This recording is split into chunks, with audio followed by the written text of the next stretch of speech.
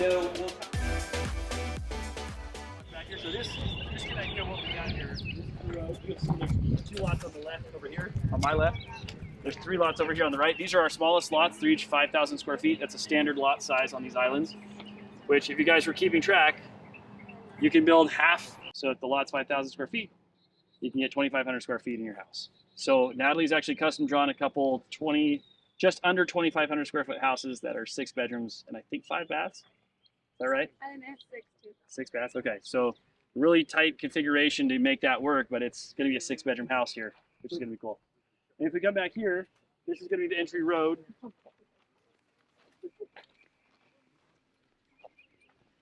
Each of these lots from the front are 100 feet long, and these little ditches back here you can see is kind of the property line right at the back.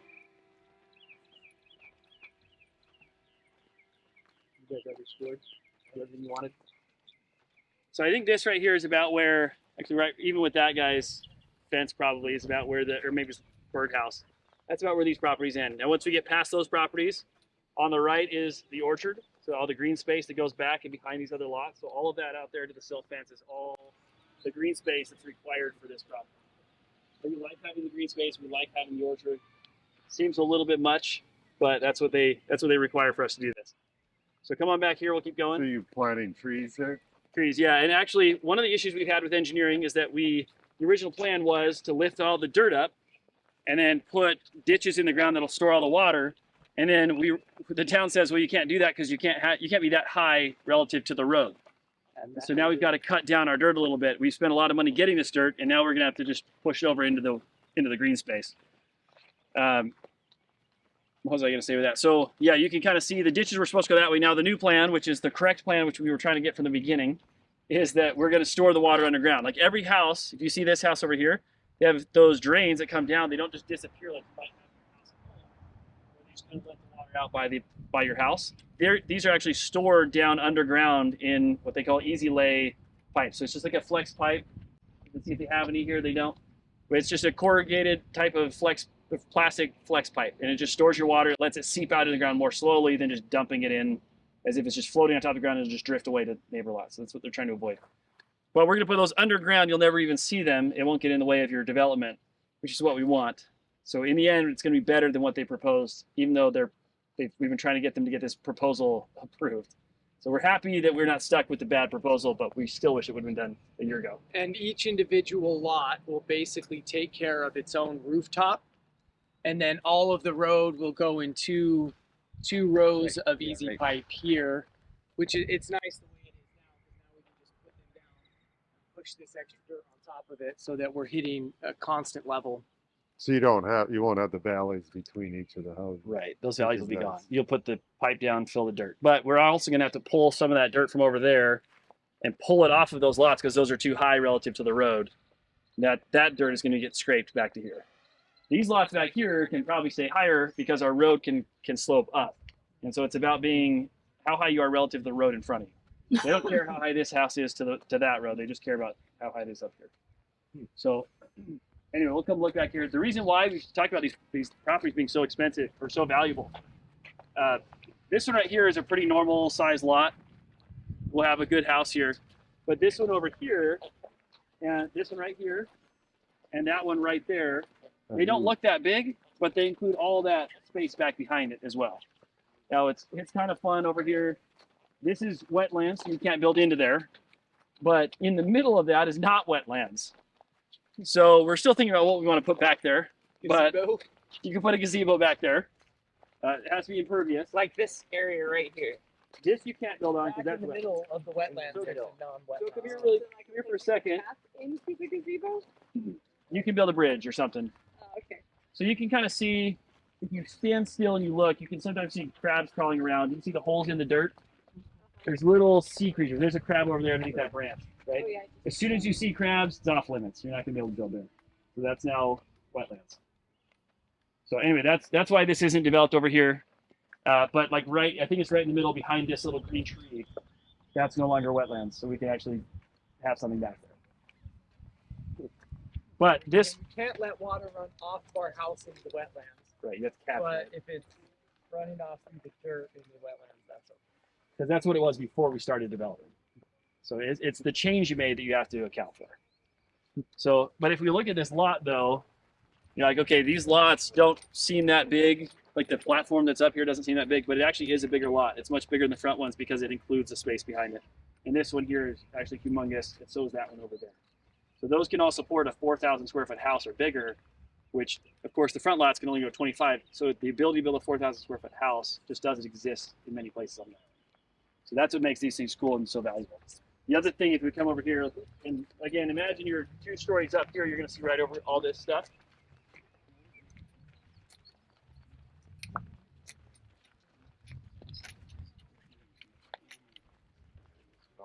So if we come over here, and now you're looking back, let's actually come over this way. There are these trees, you'll be able to see over it for the most part, but right over here, you see those houses. There's a blue house across over there. That's across the Intercoastal Waterway. And so you'll see sailboats, and imagine you're up higher, you'll actually see the water looking down. But you'll see sailboats go by in the Intercoastal Waterway, and so people pay a lot for that view. On the island, your number 1 view is the ocean, if you're beachfront. Number 2 view is kind of a toss-up between looking at the Intercoastal Waterway and being second row looking between houses at the beach. So anyway, these are premium lots for that because of view 2. So then we keep coming over here, and this is all, every time you see the ditch, that's where they're kind of outlining the lots. I guess they're marked with these stakes as well. So all these lots are big, even though they don't look that, they are big.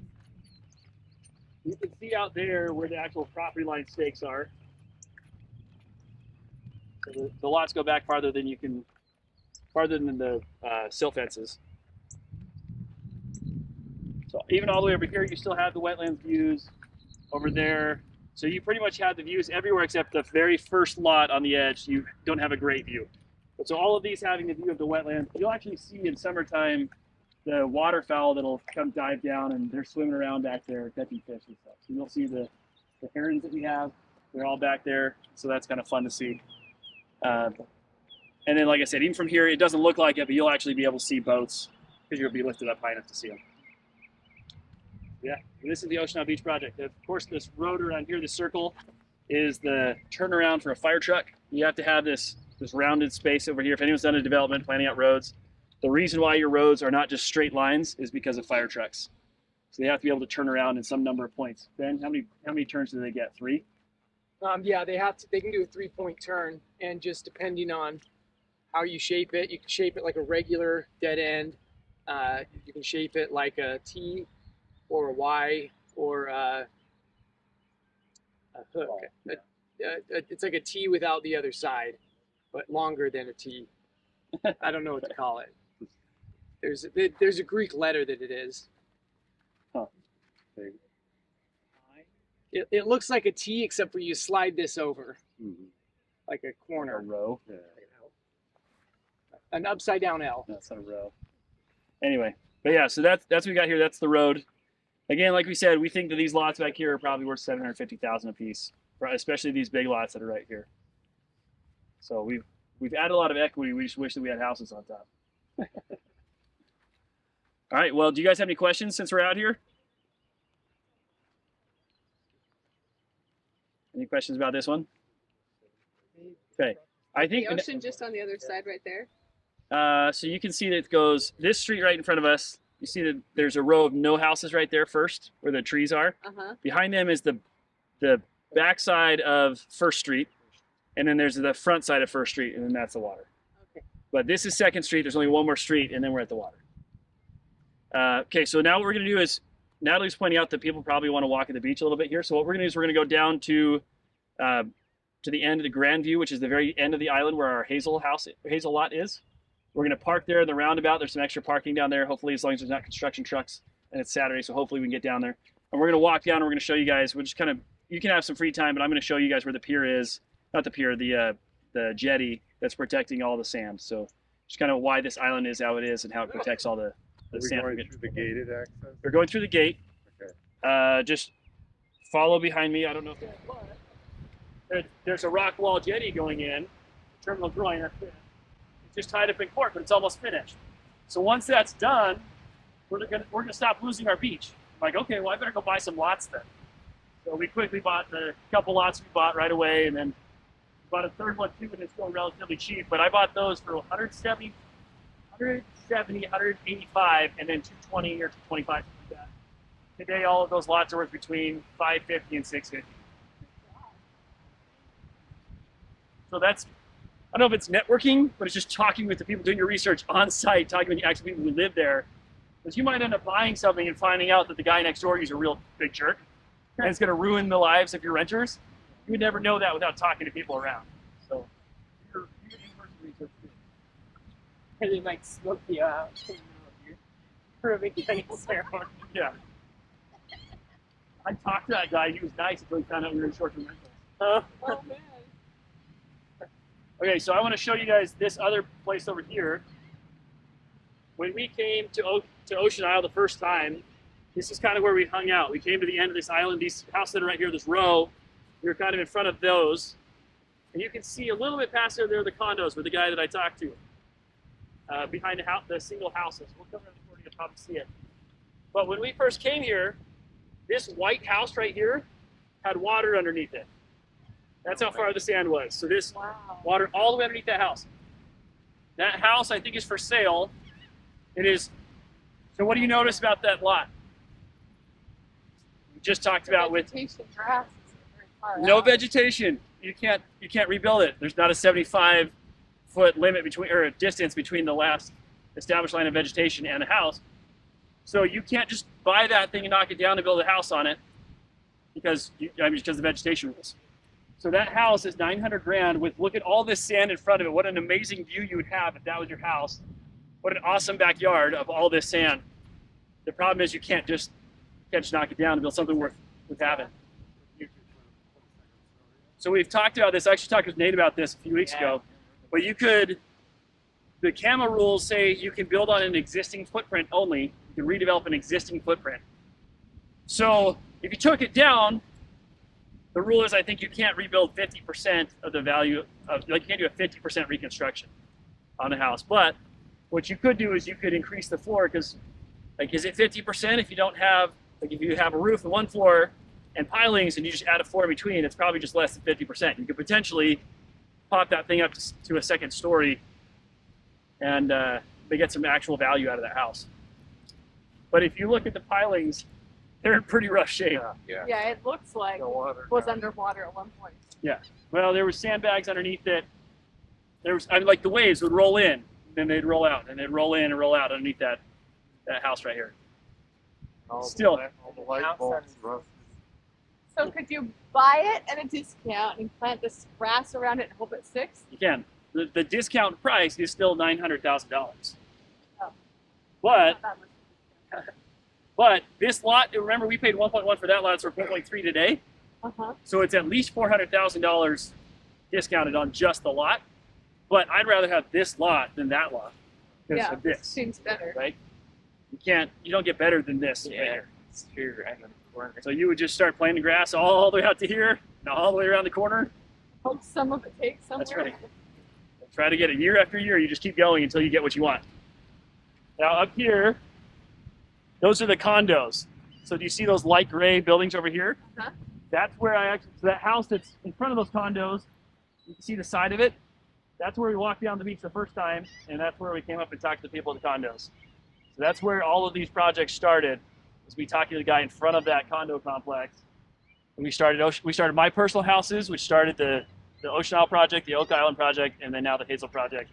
And then pretty soon, the Alabama project. So all of that kind of started with a conversation right there in front of those condos. You need to make a little marker, A memorial. a Yeah. memorial.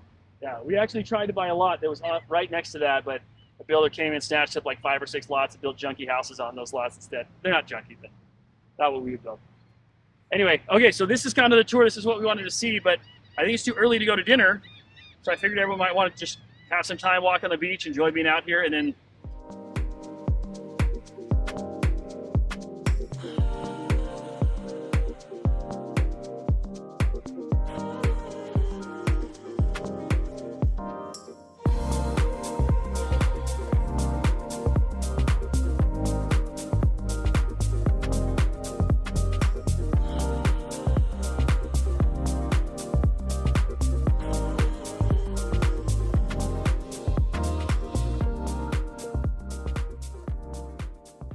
we're going to talk about how we would evaluate a lot like this, and we're actually going to evaluate it and know if we're going to make an offer on this one.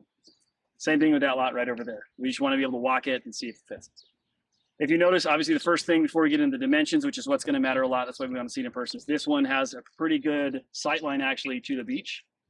If you have, even if you have to come back here with your deck, which we'll talk about in a second, you at least can see out there. You can, when you're up higher, you're going to be able to actually see water, which is a big deal.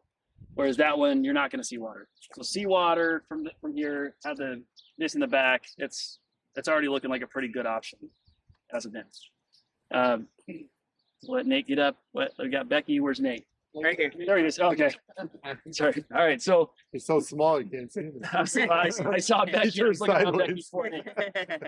Okay. So what we're gonna do is we're gonna look at this, and I'm gonna talk through some of the rules that I just know off the top of my head. It's gonna be the things that are gonna constrain how we can build here. So first thing we have to actually find is a setback off of the property line. So we need 25 feet off the property line. Problem is, this obviously isn't surveyed. We're looking around. There's no stakes over here for us to know where that is. So instead, I'm going to just kind of look down and see if I can find a common line. Out in the back. There's a stake in the back. Yeah. Yeah, that's the side one. I need a front one to be able to see how far back. Is that it? Okay, there we go. This Ben found it. right here. Okay, so good. So if this is the front property line, I'm going to kind of just walk it off and get an idea. So if I'm just going to come here and I have to be 25 feet. They don't allow overhang into the front on Oak Island. So actually your overhang can only be up there. So your house can be another foot back. You go 26 feet. I go 1.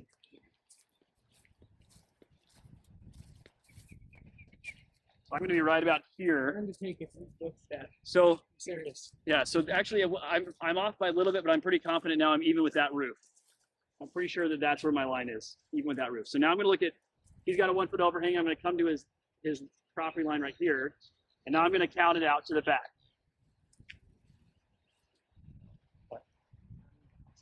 This is a pretty new house. Yeah, probably some height.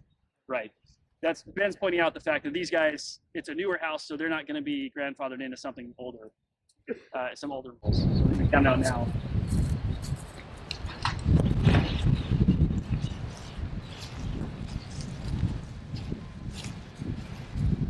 "63 feet to the bulkhead." Now, the way that it works is if you're on a bulkhead, you have to be 30 feet set back from the bulkhead. So we have a 33-foot house without any exceptions now. That's not going to be big enough to do what we want to do. So now we have to get into exceptions. So now the exception that we talked about earlier that I had to fight the state about for a while is that you can go back as far as the neighbor's lot goes, the neighbor's house goes. I'm looking for a roof. So this roof is here. That roof is in line. So I can come to about here with my roof lines. Now I'm now gonna count this off.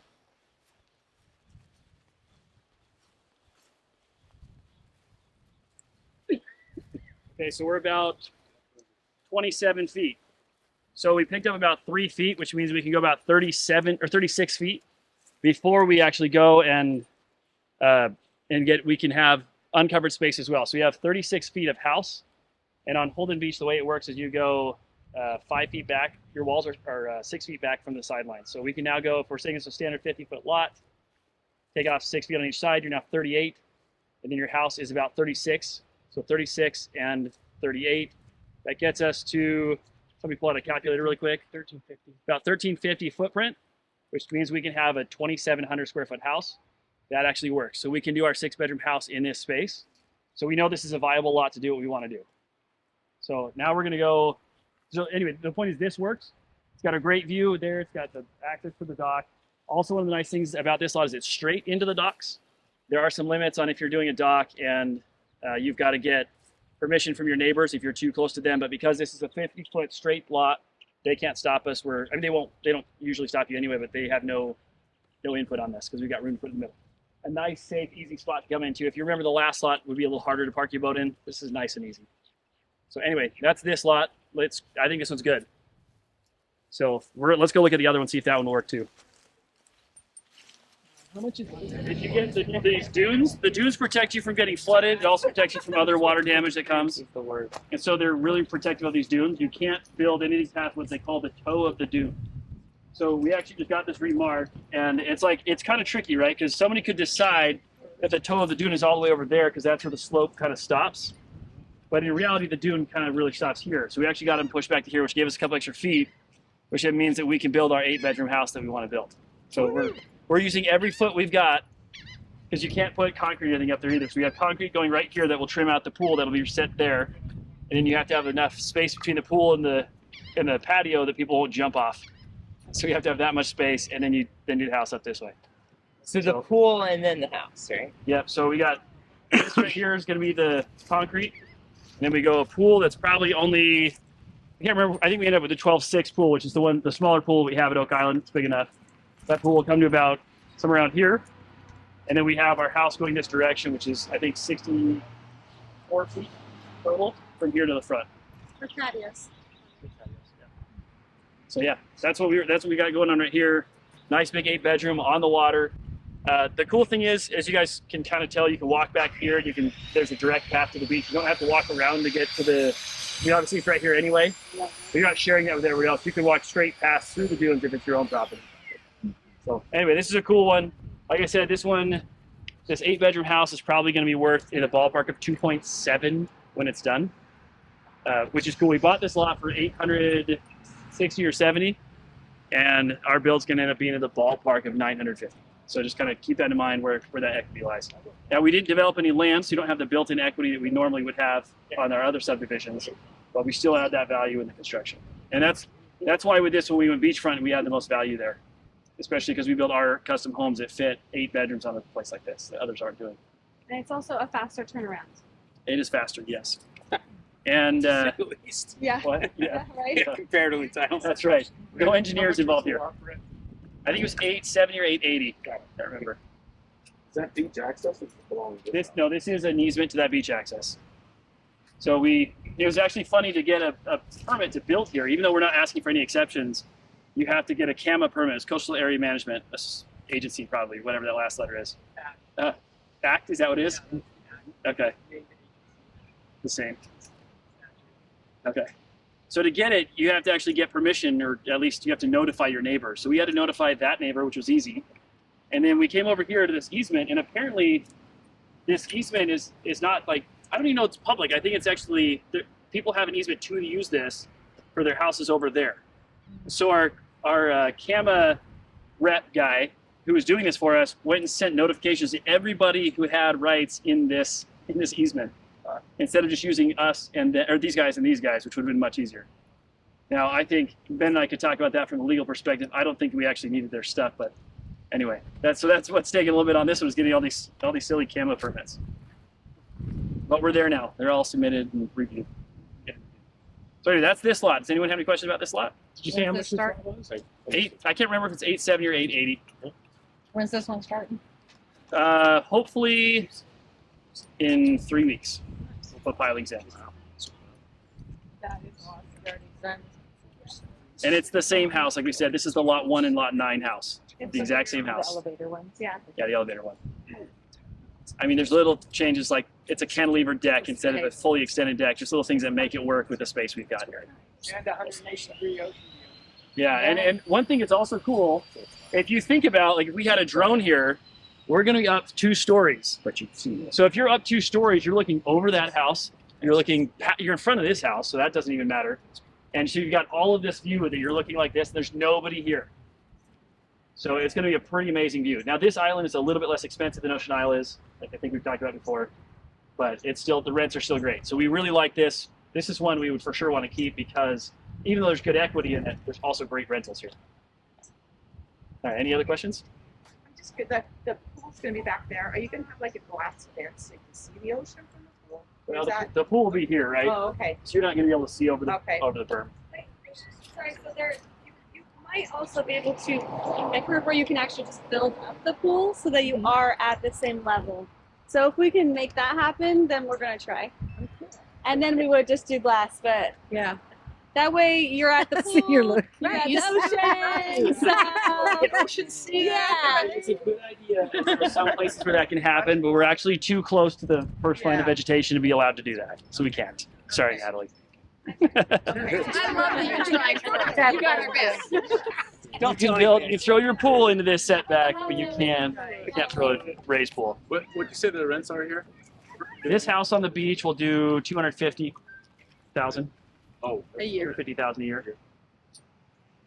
pretty solid for that house.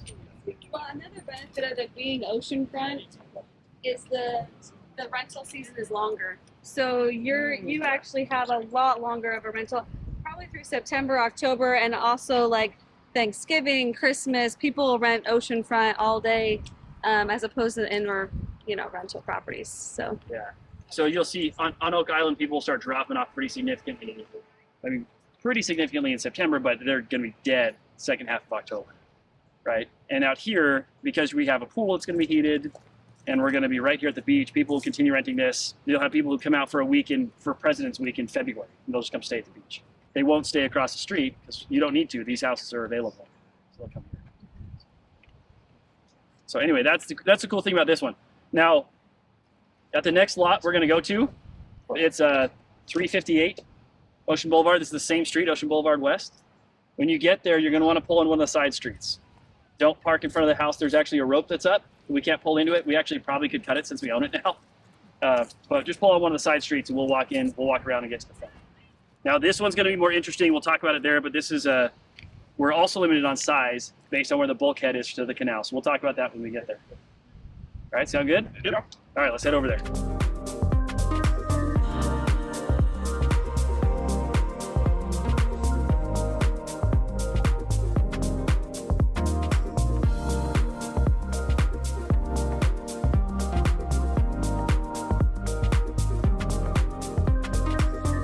Trying to figure out again the back line. No stakes up here this time. But last time it was interesting to see it was right around here. So we can kind of walk it out and see if that's close. Nope, not close. So actually maybe it is if it lines up with that. It could line up with this roof right here. No, not the red one. On this street, either the blue one or this white one. Probably the blue one. All right, so we've got 23 steps. So we got about 69 feet to the back water. But then this roof go very close to the water. At a minimum, we got 39 feet to work with, which is actually bigger than that lot. The beach. That's the analysis we have to make now. I don't know that if I talk to the property manager, I don't know that he's going to tell me that these couple doors down is going to make a difference. I bet he's going to tell me it doesn't. The question is whether I want to do it anyway. So we've got to kind of think of it. What do you guys think? If you were picking to stay here or over on that lot, the same house, how much more would you pay to stay in that lot? Assume you have a boat. Both of these will have boats. That'll have a dock too. Both will have docks. On the other side of the street. So would you pay, if we're talking $1,000 a night, would you pay $1,050 to stay there and $1,000 here? Would you I pay would. $50 more? Just because you've got a better view of the water over there, too. You're a little bit closer to the water. Yeah, significantly closer. Okay. It all depends on the pictures because you're not going to get somebody who's actually here, so it depends on what you make it look like. Yeah, but assuming we build the same house and we clear the lot, it'll look brand new and nice. Assuming it's the same build, same quality, same pool, everything like that, if we can get one in. Wondering, would you have better visibility from here because of the house isn't as big next door? Or? Because you're upstairs? Yeah. That's a good point. I mean, it seems like Good point. that other house was kind of in the way a little Could you bit. do two? Well, we don't Maybe. have Oh, enough yeah. left in the budget on Hazel to do both. You're going to see the intercoastal through here once you knock those trees down and you're up on It's it. true. That's got a great view out the back that you don't have over here. So past that waterway. You got a big tree. What about the quality of appearance of your neighbor's home? that's how I feel. Yeah. That's a really nice house over there, and this is a pretty good house over here too. That's true.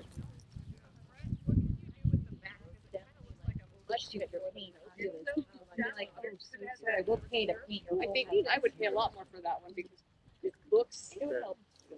Like go deck out past the mud to the deck. Yeah, you can only go so far into the waterway.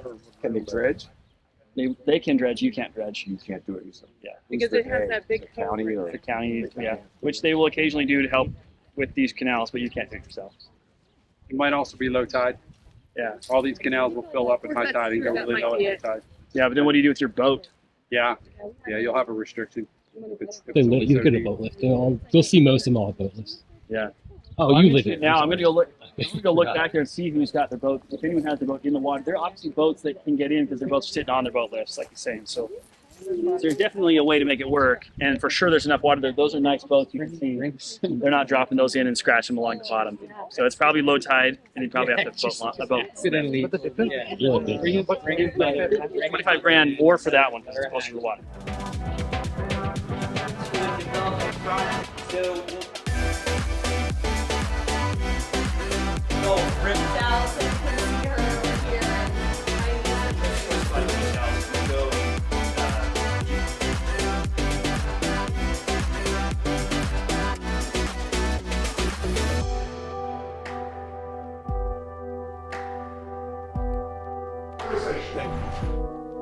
Brett and I have been talking about